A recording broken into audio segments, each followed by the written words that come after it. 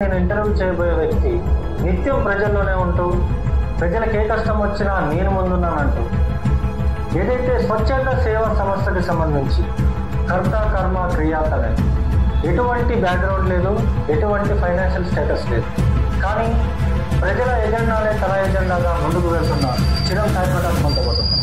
ప్రస్తుతం అయితే సంపన్నులే చాలామంది కూడా ఇక్కడ స్వచ్ఛంద సేవా సంస్థలుగా నడపడం కావచ్చు, మంచి చేయాలంటే వెనకబడి వేస్తున్న పరిస్థితి ఉంది. అసలు మీకు ఈ స్వచ్ఛంద సేవా సంస్థ పెట్టాలన్న ఆలోచన ఎలా వచ్చింది?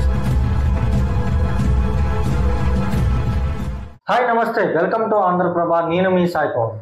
ప్రస్తుతం మనం ములుగు జిల్లాలో ఉన్నాం.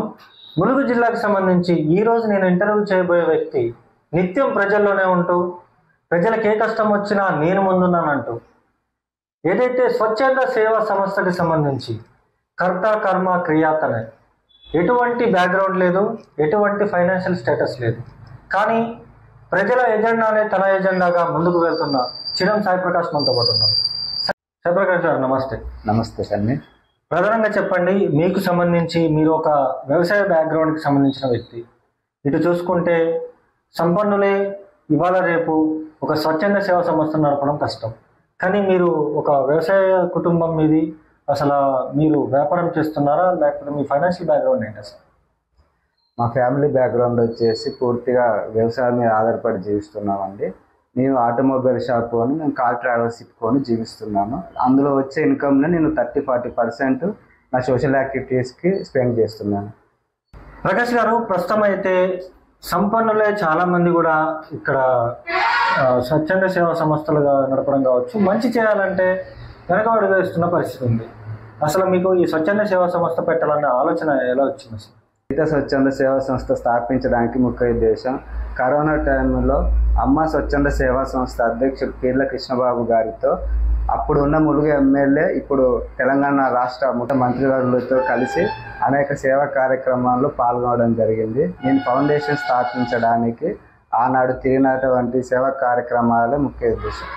ప్రకాష్ గారు, ఇటు చూసుకుంటే మీరు నిత్యం ప్రజల్లోనే ఉంటూ ప్రజలకి ఎటువంటి సహాయం ఉన్నా, ఏదైతే బ్లడ్కి సంబంధించి కావచ్చు, లేకపోతే వికలాంగులకి సైకిల్ కావచ్చు, ఇతర కార్యక్రమాలు చేస్తున్నారు కదా, అసలు మీకు ఫండ్స్ మేనేజ్ చేసుకోగలుగుతున్నారా?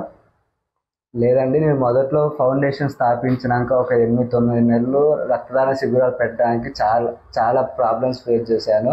కాలక్రమేణా రక్తదాన శిబిరాలతో పాటు కొద్దిగా దాతలు కూడా ముందుకు వచ్చి నాకు సహాయం చేయడం జరిగింది. దాతల సహకారంతో నేను చాలా కార్యక్రమాలు చేశాను.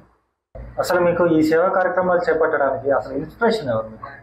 అమ్మ స్వచ్ఛంద సేవా సంస్థ అధ్యక్షుడు పీర్ల కృష్ణబాబు గారు, ధనసరి శ్రీతక్క గారు.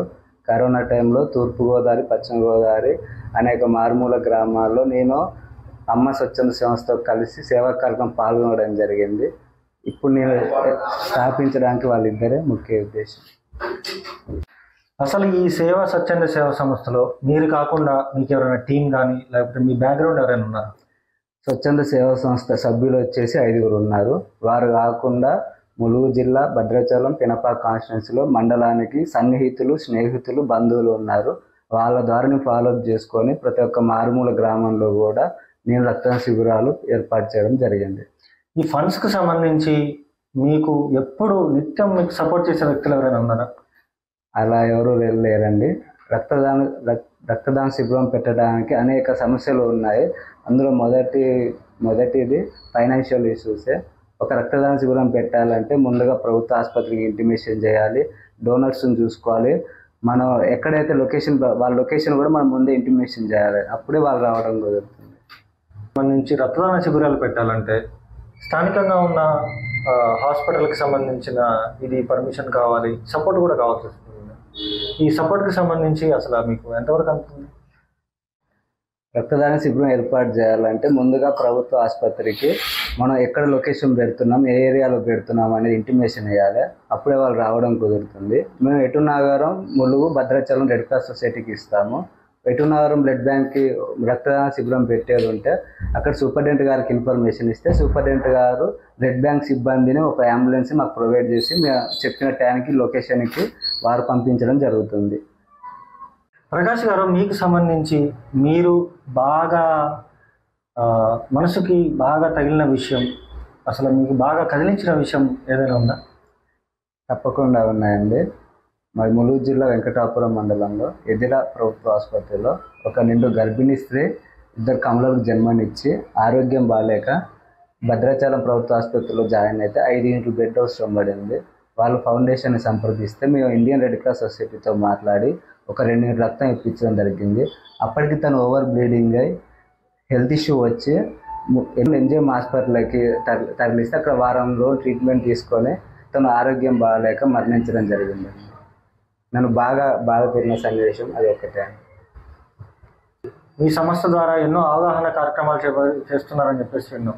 ఏంటి అవగాహన కార్యక్రమాలు? ముఖ్యంగా చేయుత స్వచ్ఛంద సేవా సంస్థ రక్తదాన శిబిరాల మీద ప్రత్యేక అవగాహన సదస్సులు పెట్టి రక్తదాన శిబిరాలు ఏర్పాటు చేయడం జరిగింది. అలాగే అవయవ దాన కార్యక్రమం ములుగు జిల్లాలో మొదటిసారిగా వెంకటాపురం మండలానికి స్టేట్ గవర్నమెంట్ జీవన్ దాన్ సంస్థని పిలిపించి అవగాహన కార్యక్రమం చేయడం జరిగింది.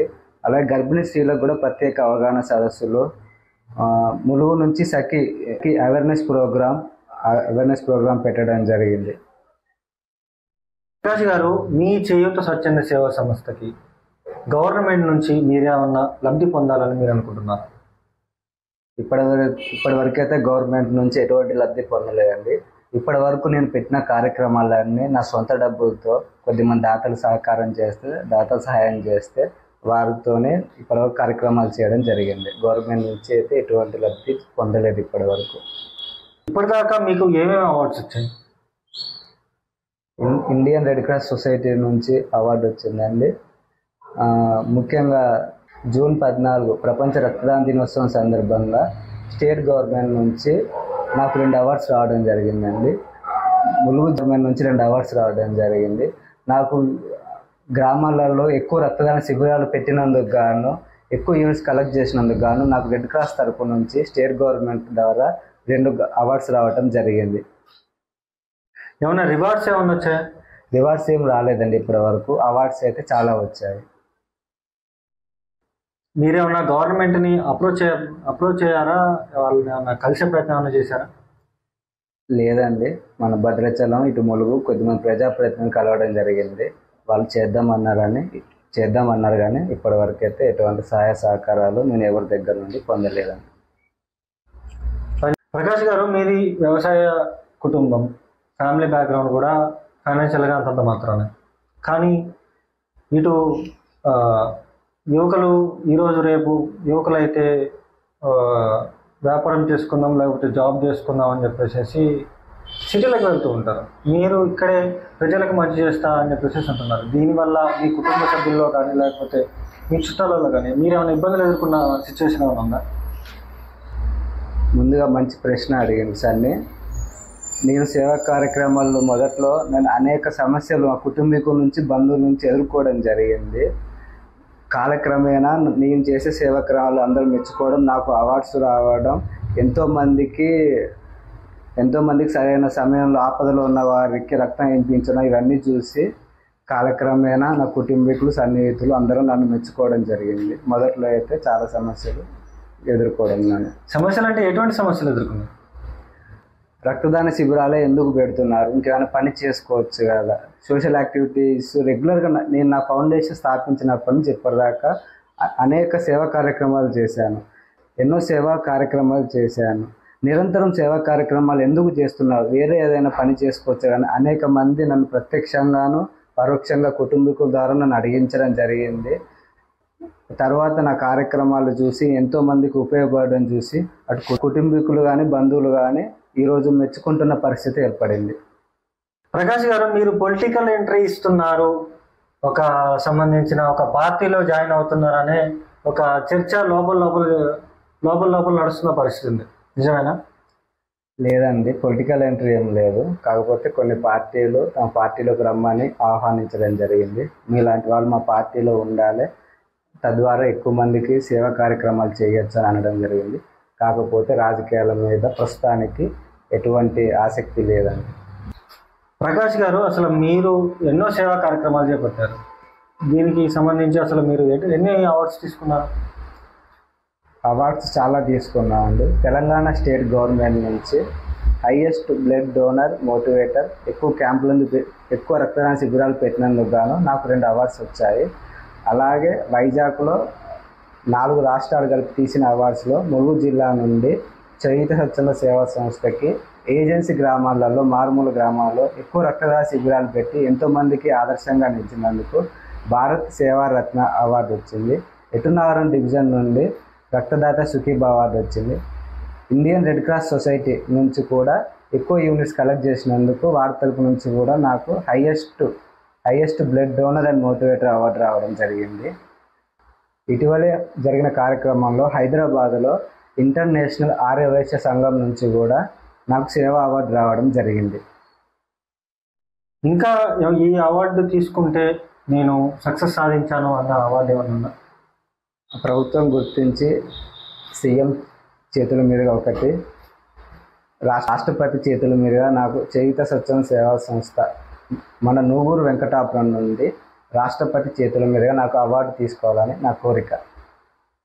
ఇటు రక్తదాన శిబిరాలకు సంబంధించి ప్రజల్లో మాత్రం ఒక క్వశ్చన్ మార్క్ ఉంది. ఏదైతే బ్లడ్ బ్యాంకులు పెడుతున్నారు, రక్తదాన శిబిరాలు పెడుతున్నారు, రక్తం అమ్ముకుంటున్నారు అనే ఒక ప్రచారం అయితే కొనసాగుతుంది. అసలు దీనికి మీపై ఆరోపణలు చేసేవారికి మీరేం చెప్పదలుచుకున్నారు ఈ వేదికగా? ఎటునగరం ప్రభుత్వ ఆసుపత్రిలో అడ్మిన్ అయిన పేషెంట్లకి అటు డయాలసిస్ కానీ, గర్భిణీ స్త్రీలు కానీ, ప్రమాదవశాత్తు గాయపడిన వారికి కానీ ఉచితంగా ఇస్తారు. బ్లడ్ అమ్ముకోవడం అనేది ఉండదు. అటు Bhadrachalam Indian red cross society ఎవరైతే తలసేమియా సికిల్ సెల్ వ్యాధి ఉండి రెడ్ క్రాస్ సొసైటీలో రిజిస్ట్రేషన్ చేసుకుంటారో వాళ్ళ జీవిత కాలం ఇండియన్ రెడ్ క్రాస్ సొసైటీ వాళ్ళు రక్తం, ప్లేట్లెట్స్, మెడిసిన్స్ రవాణాకు కూడా కొన్ని సందర్భాల్లో రవాణా సౌకర్యం కూడా కల్పించడం జరుగుతుంది. ఇండియన్ రెడ్ క్రాస్ సొసైటీ అనేది సెంట్రల్ గవర్నమెంట్ ఆధ్వర్యంలో అది నడుస్తుంది. వరల్డ్ వైడ్ ఉంది అది. ఇండియన్ రెడ్ క్రాస్ సొసైటీ ప్రపంచవ్యాప్తంగా ఉంది. కేవలం రక్తహీనత వ్యాధితో బాధపడుతున్న పిల్లలకు మటుకే ఇండియన్ రెడ్ క్రాస్ సొసైటీ వాళ్ళు ఉచితంగా బ్లడ్ ఇస్తారు. గర్భిణీ స్త్రీలు కానీ, యాక్సిడెంట్ కేసులకు కానీ రీప్లేస్మెంట్, కరోనా తర్వాత అంతకుముందు ఎనీ బ్లడ్ బ్యాంకులో మనకు బ్లడ్ అవసరం పడితే ఖచ్చితంగా ఒక డోనర్ ఉండాలి. కరోనా తర్వాత ప్లాస్మా దానం వచ్చి తీవ్రమైన రక్త కొరత, మన ఇండియాలో తీవ్రమైన రక్త కొరత ఏర్పడినందున రీప్లేస్మెంట్ చేశారు. మీరు ఎనీ బ్లడ్ పొందామంటే ఎక్కడ ఇవ్వరండి, ఖచ్చితంగా రీప్లేస్మెంట్ ఉంటుంది. ఇప్పుడు ప్రజెంట్ ఉన్న రక్తదాన శిబిరాల్లో అయితే 3 రీప్లేస్మెంట్ ఇస్తే 1 ఫ్రీగా ఇస్తారు. అంతేగాని ప్రైవేట్ బ్లడ్ బ్యాంకులు కానీ, ఇండియన్ రెడ్ క్రాస్ సొసైటీ కానీ ఉచితంగా ఎవరికి ఇవ్వరు. దానికి సంబంధించిన స్టేట్ గవర్నమెంట్ నిర్దేశించిన అమౌంట్ వరకు వాళ్ళు ఛార్జ్ చేస్తారు. కేవలం మెయింటెనెన్స్ ఛార్జెసే కానీ రక్తం అమ్ముకోవడం అనేది ఉండదండి. ప్రకాష్ గారు, మీపై అనేక ఆరోపణలు తీసుకొస్తున్న వారిపై ఈ వేదికగా వారికి ఏం సమాధానం ఇవ్వబోతున్నారు?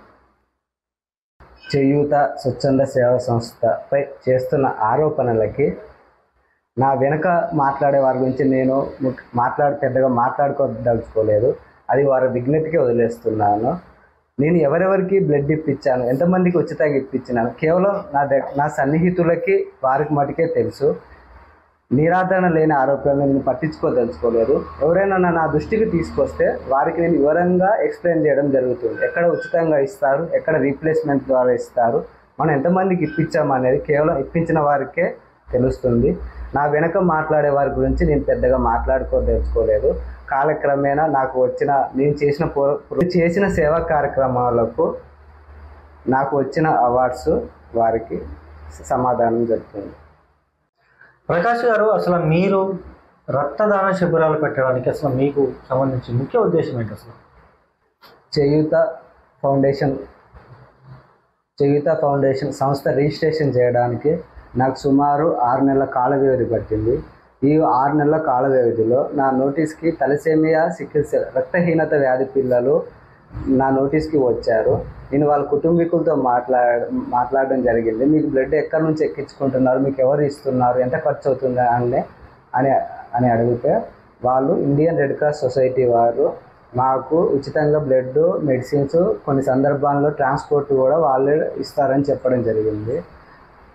మా వెంకటాపురం మండలంలో కూడా పాలెం గ్రామంలో ఒక 18 సంవత్సరాల అమ్మాయి రక్తహీనత వ్యాధితో ఆరోగ్యం క్షీణించి మరణించడం జరిగింది. అటువంటి సంఘటనలు జరగకుండా చేయూత ఫౌండేషన్ చలించిపోయి ములుగు జిల్లాలోని ప్రతి ఒక్క మారుమూల గ్రామంలో ఇప్పటి వరకు అనేక రక్తదాన శిబిరాలు పెట్టి ఎంతోమంది తలసేమియా పిల్లలకు, గర్భిణీ స్త్రీలకు, డయాలసిస్ పేషెంట్ల కొరకు రక్తదాన శిబిరాలను పెట్టి వారికి ఉచితంగా ఏర్పాటు చేయడం జరిగింది. ప్రకాష్ గారు, ప్రధానంగా మీరు అవయవ దానం అనేది ముఖ్యంగా అయితే మండలంలో అవేర్నెస్ క్రియేట్ చేస్తున్న పరిస్థితి కూడా ఉంది. అసలు దీనికి సంబంధించి ఏంటి అసలు అవయవదాన కార్యక్రమం పెట్టడానికి ముఖ్య ఉద్దేశం ఎంతోమంది సరైన సమయంలో అవయవాలు దొరక్క మరణించడం జరుగుతుంది. వారికి అవయవాలు ఎవరు ఇస్తారు, ఎక్కడి నుంచి ఇస్తారు అని తెలుసుకునే క్రమంలో జీవన్ దాన్ సంస్థ, తెలంగాణ స్టేట్ గవర్నమెంట్ జీవన్ దాన్ సంస్థ నిమ్స్ హాస్పిటల్లో ఉంది. అవయవ లోపం ఉన్నోళ్ళు ఆ జీవన్ దాన్ సంస్థలో రిజిస్ట్రేషన్ చేసుకోవాలి. దాని వెయిటింగ్ పీరియడ్ వచ్చేసి 100లలో 1000లలో ఉంటుంది. అర్ధాంతరంగా మరణించిన వారి దగ్గర నుంచి అవయవాలు సేకరించి ఎవరైతే అవయవ లోపం ఉండి జీవన్ దాన్ సంస్థలో రిజిస్ట్రేషన్ చేసుకుంటారో వారికి తెలంగాణ ప్రభుత్వం ఉచితంగా అవయవదాన మార్పిడి చేయడం జరుగుతుంది. మా వెంకటాపురం మండలంలో మా స్నేహితుడి తమ్ముడికి కిడ్నీ సమస్య ఉండి వారు కూడా జీవన్ దాన్ సంస్థలో రిజిస్ట్రేషన్ చేసుకున్నారు. దాని వెయిటింగ్ పీరియడ్ వచ్చేసి 100లలో ఉందని చెప్పారు. వారికి అవయవం దొరక్క ఎక్కడ ఎవరు అవయవాలు ఇచ్చేవాళ్ళు లేక అవయవం గారి యొక్క కిడ్నీ వాళ్ళ అబ్బాయికి దానం చేయడం జరిగింది. అతను ఆరోగ్యం సహకరించక ఆరోగ్య సమస్య తను మరణించడం జరిగింది. మన ఇండియాలో కొన్ని వేల ఆర్గన్లు వృధా అవుతున్నాయి. అర్ధాంతరంగా మరణించిన వారి దగ్గర నుంచి, హార్ట్ అటాక్, బ్రెయిన్ స్ట్రోక్, నరాలు చిక్లి మరణించిన వారి దగ్గర నుంచి, ప్రమాదవశాత్తు మరణించిన దగ్గర నుంచి జీవన్ దాన్ సంస్థ వాళ్ళకి ఇన్ఫర్మేషన్, హాస్పిటల్లో ఎవరైతే ఇన్ఫర్మేషన్ జీవన్ దాన్ సంస్థకి సకాలంలో ఇస్తారో వాళ్ళు ఎవరైతే జీవన్ దాన్ సంస్థలో రిజిస్ట్రేషన్ చేసుకొని ఉండి వాళ్ళ వెయిటింగ్ పీరియడ్ ఎవరైతే నెక్స్ట్ వెయిటింగ్ పీరియడ్ ఉందో వాళ్ళని పిలిపించి వాళ్ళకి ప్రభుత్వం నుండి ఉచితంగా అవయవదాన మార్పిడి చేయడం జరుగుతుంది. మన భారతదేశంలో కొన్ని వేల ఆర్గాన్స్ వృధాగా అవుతున్నాయి. అవయవదానం గురించి అవగాహన లేక ఎన్నో వేల మంది కిడ్నీ మార్పిడి సరైన సమయంలో దొరక్క, కిడ్నీ సమస్యతో చూపు సమయానికి రాక వాళ్ళ అవయవం డబ్బెట్టి చికిత్స పొందలేక వాళ్ళ జీవితకాలం అలాగే మరణించడం జరుగుతుంది. కేవలం ఒక కిడ్నీ వ్యాధితో సంవత్సరానికి సుమారు 20 నుండి 30 వేల మంది మరణించడం జరుగుతుంది. జీవన్ దాన్ సంస్థ ప్రతి సంవత్సరం కొన్ని వందల కుటుంబాలకి అర్ధాంతరంగా మరణించే వారి దగ్గర నుంచి అవయవం సేకరించి ఎవరైతే లోపం ఉన్నో వాళ్ళకి ఉచితంగా చేయడం జరుగుతుంది. అయినప్పటికీ కూడా దాని వెయిటింగ్ పీరియడ్ 100లలో 1000లలో ఉంటుంది. నేను ఇప్పుడు మా ములుగు జిల్లాలో మొదటిసారి నూగురు వెంకటాపురం తెలంగాణ గవర్నమెంట్ జీవన్ దాన్ సంస్థని పిలిపించి సుమారు 200 అప్లికేషన్లు తెలంగాణ స్టేట్ గవర్నమెంట్కి ఇప్పించడం జరిగింది. అసలు ముందు మీరు ఎటువంటి కార్యక్రమాలు చేద్దాం అనుకుంటున్నారు? అసలు ఇప్పటి వరకు చేయూత ఫౌండేషన్ ఇటు ములుగు జిల్లా, అటు భద్రాచలం, అటు పినపాక నియోజకవర్గంలో రక్తదాన శిబిరాలు ఏర్పాటు పెట్టడం జరిగింది. నాకు ఎవరి దగ్గర నుంచి అయినా సహాయం దొరికితే ఇతర ఎన్జిఓలను కూడా కలుపుకొని ఖచ్చితంగా నేను జిల్లా స్థాయి నుండి రాష్ట్ర స్థాయికి వెళ్ళి అనేక రక్తదాన శిబిరాలు పెట్టి చేయూత ఫౌండేషన్ ముఖ్య ఉద్దేశం బ్లడ్ బ్యాంకులో రక్త కొరత ఉండి ఏ ఒక్కరు కూడా మరణించకూడదు. ఏ ఒక్క రక్తహీనత బాబు రక్త కొరత ఉండకూడదు. తలసేమియా గర్భిణీ స్త్రీలు, రక్తహీనత పిల్లలు, డయాలసిస్ పేషెంట్లు ఎవరు కూడా మరణించకుండా పూర్తిగా రక్త నిల్వలు సంబంధిత మన అందుబాటులో ఉన్న రక్తదాన శిబిరాల్లో రక్త నిల్వలు ఉంచడమే చేయూత ఫౌండేషన్ యొక్క ముఖ్య ఉద్దేశం. ప్రధానంగా గర్భిణీ స్త్రీలకు సంబంధించి అవగాహన సదస్సు కూడా మీరు ఏర్పాటు చేసిన పరిస్థితి ఉంది. దీనికి ముఖ్య ఉద్దేశం ఏంటి అసలు? చేయూత ఫౌండేషన్ కానీ ఏ ఒక్క ఎన్జిఓ కానీ ఇండియాలో ముఖ్యంగా సమస్య ఎదుర్కొనేది మాకు వచ్చే ప్రతి ఒక్క నోటిఫికేషన్ డెలివరీ టైంలో బ్లడ్ అవసరం ఉందని మాకు కాల్స్ వస్తాయి. కొన్ని సందర్భంలో రక్త నిల్వలు బ్లడ్ బ్యాంకులో కూడా అందుబాటులో లేక కొన్ని డెలివరీలు కానీ సిజేరియన్లు కానీ పోస్ట్ పోన్ చేయడం, వాయిదా వేయడం జరుగుతుంది. జిల్లా వెంకటాపురం మండలంలోని ఎదిర ప్రభుత్వ ఆసుపత్రిలో ఒక గర్భిణీ స్త్రీ 2 కమలలకు జన్మనించి ఓవర్ బ్లీడింగ్ ఆరోగ్యం సహకరించక భద్రాచలం ప్రభుత్వ ఆసుపత్రిలో అడ్మిట్ అవ్వడం జరిగింది. అప్పుడు వారికి 4 యూనిట్ల బ్లడ్ అవసరమైతే ఇండియన్ రెడ్ క్రాస్ సొసైటీతో మాట్లాడి 2 యూనిట్ల బ్లడ్ ఇప్పించడం జరిగింది. అప్పటికీ కూడా తన ఆరోగ్యం క్షీణించి ఓవర్ బ్లీడింగ్ అయ్యి వరంగల్లోని ఎంజిఎం హాస్పిటల్లో అడ్మిట్ అయ్యి వారం రోజులు ట్రీట్మెంట్ తీసుకొని తను మరణించడం జరిగింది. ఆ ఒక్క సంఘటనతో చేయూత ఫౌండేషన్ చలించి దీనికి ప్రత్యామ్నాయం ఏంటి అని ఆలోచించే క్రమంలో గర్భిణీ స్త్రీలు ప్రత్యేక అవగాహన సదస్సు ఏర్పాటు చేయడం జరిగింది. దాని యొక్క ముఖ్య ఉద్దేశం ఏంటంటే గర్భిణీ స్త్రీ తను ప్రెగ్నెన్సీ టైం నుండి డెలివరీ అవ్వడానికి సుమారు 8 నుంచి 9 నెలల కాల వ్యవధి ఉంటుంది. ఆ కాల వ్యవధిలో తను ఖచ్చితంగా డైట్ మెయింటైన్ చేసి ప్రతి నెల బ్లడ్ టెస్ట్ చేయించుకోవాలి. తన కుటుంబీకులు సన్నిహితుల్ని 1-2 డోనర్ని చూసి పెట్టుకోవాలి. తద్వారా ఏం జరుగుతుందంటే ఉదాహరణకు కొన్ని నెగిటివ్ గ్రూపులు, రేర్ గ్రూపులు ఉంటాయి. A negative, AB negative, O negative 100లలో 1000లో ఒక్కరికి ఉంటుంది. ఆ గర్భిణీ నెగిటివ్ గ్రూప్ అయినప్పుడు బ్లడ్ బ్యాంకులో కూడా రక్త నిల్వలు లేక కొంతమంది మరణించడం జరుగుతుంది. కొన్ని డెలివరీలు కూడా వాయిదా వేయడం జరుగుతుంది. డెలివరీ టైంలో వారు డోనర్ను చూసుకోవడం వలన కాకుండా బ్లడ్ బ్యాంకులో రక్త నిల్వలు లేనప్పుడు వారు చూసుకున్న డోనర్ని బ్లడ్ బ్యాంక్కి రప్పించి వాళ్ళు డెలివరీ వాళ్ళ ఇబ్బంది లేకుండా వాళ్ళు ప్రాణాపాయ స్థితిలో నుంచి ఆ టైంకి నుండి బయటపడడం జరుగుతుంది.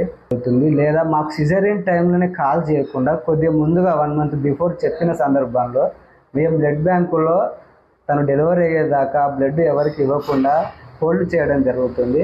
ఇది ప్రాక్టికల్గా వర్కౌట్ అయింది. మా ఇటునగరం మండలంలో మా చుట్టాలు అమ్మనగూడెం గ్రామంలో మా బంధువుల అమ్మాయికి బ్లడ్ అవసరం పడితే మనం ముందుగా ఇంటిమేషన్ ఇచ్చినందుకు ములుగు ఏరియా ఆసుపత్రితో మాట్లాడి తను డెలివరీ అయ్యే వరకు తన కోసం ఆ బ్లడ్ గ్రూప్ హోల్డ్ చేయడం జరిగింది. అదృష్టవశాత్తు తనకు అవసరం వల్లే తర్వాత వేరే వాళ్ళకి యూజ్ అయింది. ఇటువంటి కేసులు చాలా ఇటునగరం ప్రభుత్వ ఆసుపత్రి కానీ ఇండియన్ రెడ్ క్రాస్ సొసైటీ కానీ మీరు డోనర్ని చూసుకోండి. బ్లడ్ బ్యాంకులో నిల్వలు లేనప్పుడు మీరు ప్రాణాపాయ స్థితి నుంచి బయటపడవచ్చు. లేదా మాకు ముందుగా సమాచారం ఇస్తే మీ డెలివరీ అయ్యే వరకు, డెలివరీ 1 మంత్ ఉందనగా మాకు సమాచారం ఇస్తే ఫౌండేషన్కి డెలివరీ అయ్యే వరకు మీరు ఏ ఏరియాలో ఉన్నారో, ఎక్కడ మీకు డెలివరీ ఉందో ఆ సంబంధిత అక్కడ ఏరియాలో ఉన్న బ్లడ్ బ్యాంకులో మేము మాట్లాడి మీకు డెలివరీ అయ్యే వరకు 1-2 యూనిట్లు హోల్డ్ చేయడం జరుగుతుంది. తద్వారా డోనర్ లేకపోయినా పర్వాలేదు జరుగుతుంది. ఎవరు ఏ ఒక్క గర్భిణీ స్త్రీ రక్త కొరత ఉండి రక్తం బ్లడ్ బ్యాంకులో లేక చనిపోకూడదు అనేదే ఇటువంటి మా ఫౌండేషన్ యొక్క ముఖ్య ఉద్దేశం. అటువంటి ఎన్నో సమస్యలు ఎదుర్కొని అందులోకి వెళ్ళి పుట్టుకు వచ్చిందే గర్భిణీ స్త్రీల కొరకు ప్రత్యేకమైన అవగాహన సదస్సు. నేను మా వెంకటాపురం మండలం, వాజేడు మండలం చేశాను. దీన్ని జిల్లా స్థాయిలో చేయాలని ఉంది. ఖచ్చితంగా చేస్తాను. ప్రధానంగా మీరు ఫస్ట్ నుంచి కూడా చెప్తున్నారు ఇండియన్ రెడ్ క్రాస్ సొసైటీ అనేది ఉంది.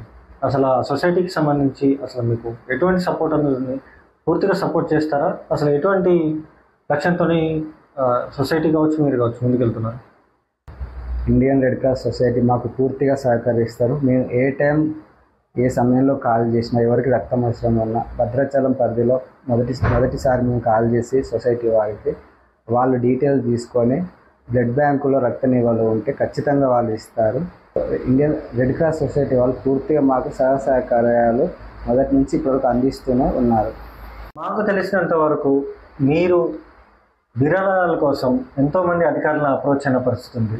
ఒకరోజు మాకున్న సమాచారం వరకు ఒకరోజు ఒక సంబంధించిన స్థానిక ఒక పోలీస్ అధికారికి మీరు ఫోన్ చేసి, సార్ ఇలా ఉంది పరిస్థితి, సార్ మాకు కొద్దిగా అమౌంట్ కావాలని చెప్పేసి మీరు అడిగిన పరిస్థితి కూడా ఉందని తెలిసింది. ఎంతవరకు వస్తాము? అసలు ఏంటి విషయం ఏంటి? అసలు వెంకటాపురం మండలంలోని చొక్కాల గ్రామంలో దర్ర సునీత అనే మహిళ గుడికి వెళ్ళి వచ్చే క్రమంలో ప్రెషర్ బాంబు పేలి తను వెంకటాపురం ప్రభుత్వ ఆసుపత్రిలో చేరి తను కాలు పూర్తిగా నుజ్జు అయితే తను కాలు తీసివేయడం జరిగింది. అప్పుడు చొక్కాల నుంచి కొందరు వీల్ చైర్ ఆమెకి ఇస్తే బాగుంటుందని నా దృష్టికి తీసుకొస్తే నేను మా Venkatapuram CI sir Bandari Kumar sir దృష్టికి తీసుకెళ్ళడం జరిగింది. నేను డొనేషన్స్ కలెక్ట్ చేశాను. కొంత అమౌంట్ తక్కువ ఉందని మా సిఐ సార్ని కోరగా ఆ వీల్ చైర్కి ఎంత అమౌంట్ అయిందో మొత్తం కుమార్ సార్ ఇచ్చి సిఏ గారి పేరు తరపున ఆ మహిళకి మేము వీల్ చైర్ ఇప్పించడం జరిగింది. దానికి మా వెంకటాపురం మండలం మా చయిత ఫౌండేషన్ తరపున సిఏ గారికి కృతజ్ఞతలు. అసలు మీరు ఎన్నో రక్తదాన శిబిరాలు పెట్టడం జరిగింది.